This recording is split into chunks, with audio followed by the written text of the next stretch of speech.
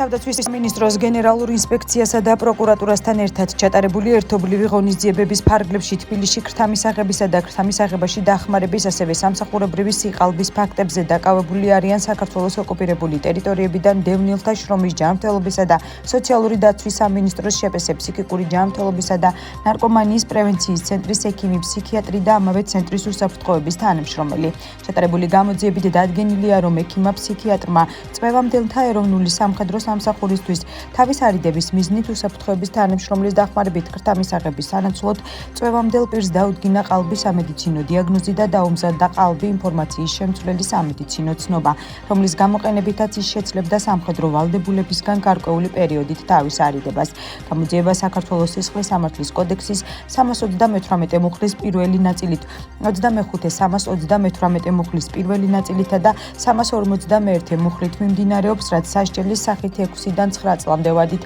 თავისუფლების აღკვეთას ითვალისწინებს აცხადებენ სუსში.